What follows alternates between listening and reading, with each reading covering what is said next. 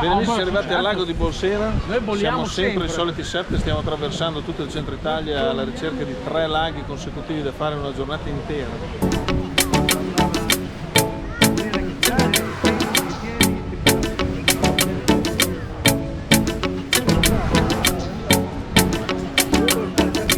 Tutto via, se no abbiamo troppi ciuppini in mano.